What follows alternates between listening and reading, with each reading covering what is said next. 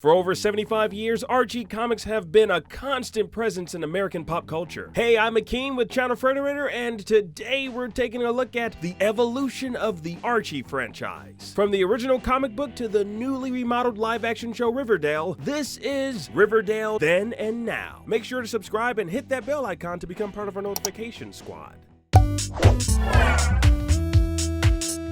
Archie Comics. Archie debuted in 1941 in issue number 22 of Pep Comics. Archie was modeled on Andy Hardy and was meant to represent a typical American teenager. Archie Comics always featured wholesome stories with low-stakes conflicts. Archie's wholesomeness is perhaps why publisher Spire Christian Comics licensed the Archie crew to make a new series promoting Christian values in the 1970s and 80s. While the Riverdale crew was able to adapt to these new settings, classic Archie Comics continued to find the greatest success. The aughts brought many changes to the classic characters. In the Life with Archie comic series, Archie broke off into two different timelines. In one, he married Veronica. In the other, he ended up with Betty. The series featured an adult Archie, and it even covered Archie's death in its penultimate issue. In case you're wondering, Archie died taking a bullet for his longtime friend Kevin Keller. What a guy! Kevin himself was introduced in an issue of Veronica in 2010, making him Riverdale's first openly gay character. Kevin enjoyed a warm response from fans and got his own spin-off series, Kevin Keller. And the updates don't stop there. After Archie's death in Life with Archie, the popular horror series Afterlife with Archie debuted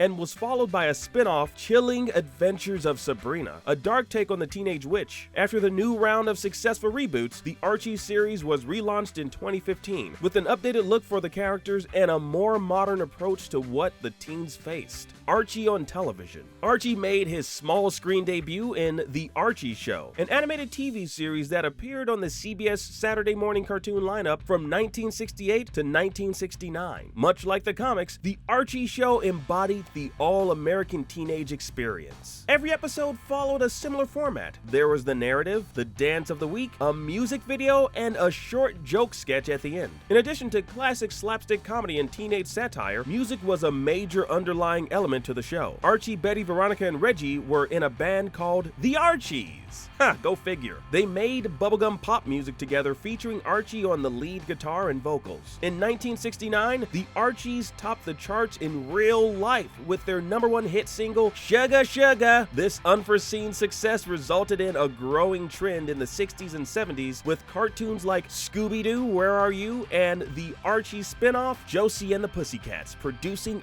original music. After The Archie Show, we got the TV special called Archie and His New Pals that brought Sabrina the Teenage Witch to the small screen for the very first time. In this special, Big Moose and Reggie compete against each other for class president. Later that year, the all-new Archie Comedy Hour came out with more material in an hour-long format. It contained two Sabrina segments, one at the start of the show and one at the end, with a new The Funhouse joke segment in the middle. The Funhouse featured shorts like Sabrina's Magic Trick and Dilton Doiley's Inventions. There was also a sideshow segment of one-liner jokes, followed by an Archie's music segment. The following year, we got Archie's Funhouse, an expanded version of the previous season's Funhouse format. It now featured an audience of live-action kids and the Giant Jukebox, a music-heavy incarnation of the series.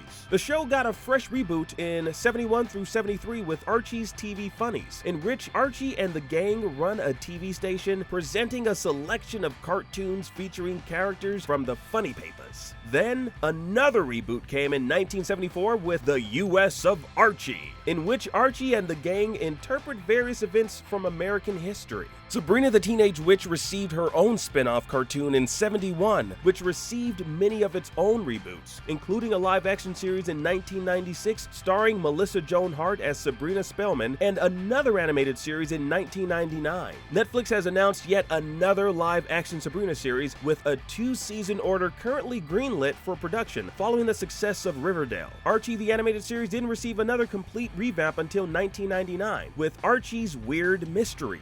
The series premise revolved around a Riverdale High physics lab gone awry, making the town of Riverdale a magnet for B-movie style monsters. However, many fans are quick to forget that there was another type of revamp, as Riverdale was not the first live-action rendition. In 1990, there was a live-action Archie TV movie entitled Archie, to Riverdale and back again. The film takes place 15 years in the future during a Riverdale High reunion. Archie has established himself as a successful lawyer and prepares to move away to the big city, where he'll marry his fiancée Pam. The movie did surprisingly well with critics, but the fans just weren't having it. The film did poorly ratings-wise, coming in at number 51 in the Nielsen ratings that year. I remember that movie. I personally had very mixed feelings about it. Riverdale 2017. And that brings us to Riverdale, the new live-action drama series on the CW. The show is a dark reimagining of the Archie universe. The idea behind Riverdale was to explore the hidden secrets of the seemingly perfect community. It focuses on Archie as he and his friends navigate more controversial affairs than Archie is used to, like steamy student-teacher romances, illegal business dealings, and even murder.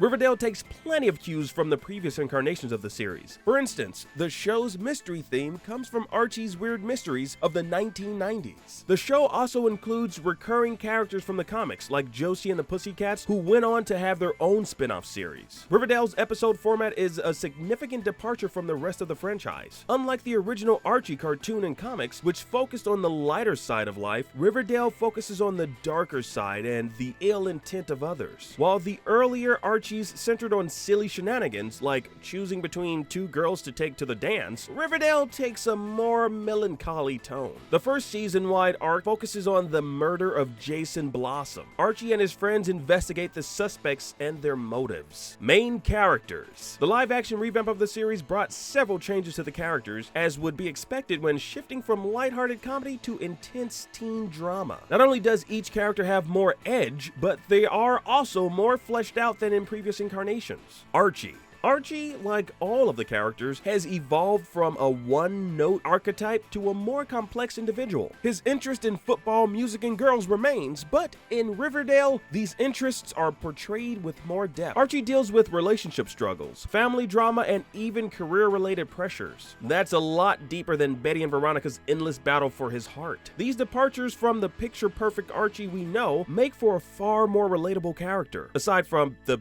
red hair, he's a totally new guy. Betty is still portrayed as your classic girl next door, but aside from her looks, she's an entirely new spin on the character. The old Betty only ever seemed to focus on Archie and her tense friendship with Veronica. We see Betty find her edge. She taps into her strong, ambitious side as she faces her biggest bullies, including her own parents. Aside from being your typical teenage bookworm, she's also far more self-righteous than before. She fancies herself a journalist and seeks out truth and justice, no matter the cost. The new CW series has revealed a darker side to Betty for the first time in the history of the franchise. The show has alluded to domestic trauma in Betty's life, adding another dimension to her desire to exact revenge on those who deserve it. We see this played out when she seeks revenge on the captain of the football team for being a notorious womanizer, Veronica. Veronica is still a rich girl from out of town, but now she's trying to be a better person. She can still be a hard ass, but only when it's absolutely necessary to protect her friends from harm. Veronica adores her friends, especially Betty, and promises to never do them wrong.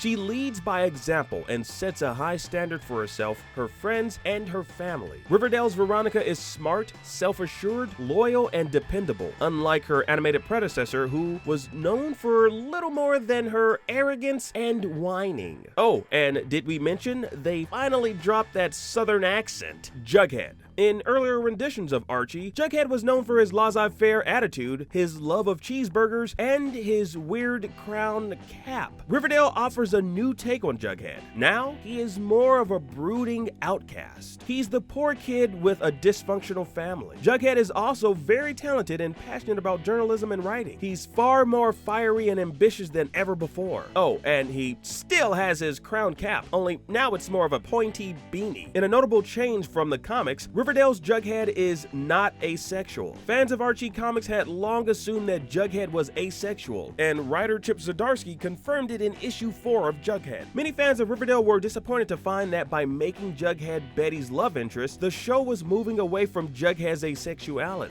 Cole Sprouse, the actor who plays Jughead on Riverdale, is hopeful that the show will explore Jughead's asexuality in coming seasons. In an interview with Teen Vogue, Sprouse said, "I hope that huge corporations like the CW recognize recognize that this kind of representation is rare and severely important to people who resonate with it, and it sounds like the show might get there. Showrunner Roberto Aguirre Sacasa told MTV News, "All of the kids are discovering themselves, and a big part of that is discovering their sexuality, their sexual selves. Rather than have everything fully formed, for instance, we're not going to start with Archie's band or Jughead's asexuality or any of the things that have become canon. Those are all stops on the way to the journey until the show catches up to 75 years of Archie history." Reggie Mantle. Oddly enough, Reggie is no longer a key player in the group. In the old 60s cartoon, Reggie was a band member and Archie's frenemy. The two were arch rivals, but somehow still friends, except for when it came to petty sports competitions or vying for the love of Betty and Veronica. Still, despite being friends and bandmates, Reggie was the show's primary antagonist. Now, he seems to be a thing of the past. The live-action Reggie can still stir the pot and ruffle Archie's feathers, but so far, he's not very involved. He mostly keeps to himself and the football team.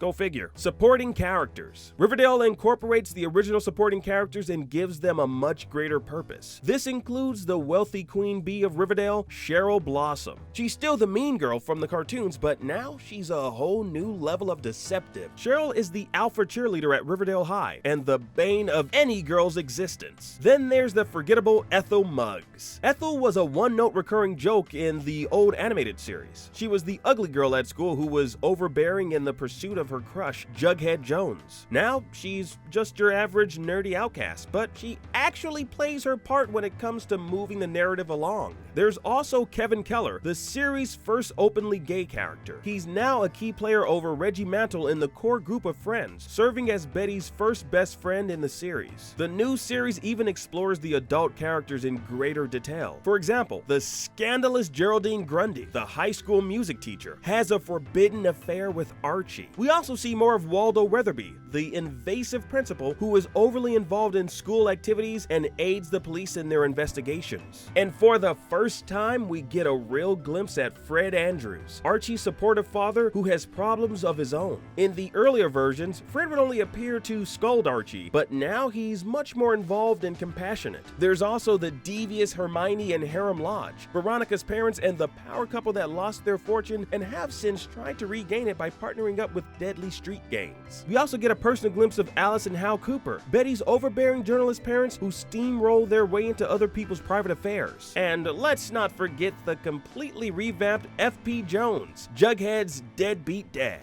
Relationships. The relationships in the original Archie's cartoons and comics were pretty ambiguous. Some days Archie was with Betty, other days he was in a relationship with Veronica, and on occasion, the girls would be courted and pursued by Reggie. The weird love triangle is established fairly early in Riverdale, with Betty confessing her love for her childhood friend and Archie admitting he doesn't feel the same way. Instead, he has a relationship with his teacher and an unspoken attraction to Veronica as well. Needless to say, Betty moves on and establishes a relationship with Jughead. Jughead's asexuality aside, it's a seemingly perfect pairing considering they both have a talent for journalism and a rebellious side. In the meantime, Veronica and Archie slowly become an item. Since Veronica's personality got a major makeover, she's no longer frenemies with Betty. Instead, she has a fleeting friendship with Cheryl, as does Betty. The Betty and Veronica dynamic has shifted into pure friendship. Veronica respects Betty and confides in her too. She looks out for her friend and isn't afraid to keep Betty in line when her rebellious nature has her acting out. So instead of fighting over Archie on a weekly basis, Veronica just asks Betty's permission to pursue him. Archie and Jughead are still friends, but they seem to spend far less time together than in the cartoons. Jughead is more of a lone wolf, and Archie is too, to a certain degree. Their friendship dynamic starts off bumpy in Riverdale after it's revealed that Archie blew Jughead off to spend time with Miss Grundy. Archie is focused on his music and career, while Jughead is focused on journalism and mending his relationship between him and his father. It seems the only time the crew is really all together, both mentally and physically, is when they're at Pop's chocolate shop. Music. Unlike the original cartoon where the band was always a pre-existing thing, Riverdale focuses on Archie's pursuit of a career in music. He's also the only one to really be involved in music. Rather than his band consisting of his group of friends, it starts with him learning from Grundy and then joining Josie and the Pussycats. Veronica assists on vocals, but for the most part, the band is really his own passion project. In Riverdale, music may not be the underlying element, but it does reintroduce music as an important aspect of the show. The series series focuses on the struggles of being a young musician, not just through the eyes of Archie, but through the members of the Pussycats as well. As an ode to the cartoon, much of the original hit soundtrack has been reprised, including the 1969 hit song Sugar Sugar, along with a few new originals. All songs performed in episodes are released as digital singles by Water Tower Music after the TV broadcast. And there you have it. I'm Akeem, and thanks for watching Riverdale Then and Now. Which iteration is your favorite? Who's your favorite character? Comment below and let us know. And don't forget to click that bell icon to become part of our notification squad. We have videos dropping every single day, so be sure to subscribe. And always remember, guys, Frederator loves you.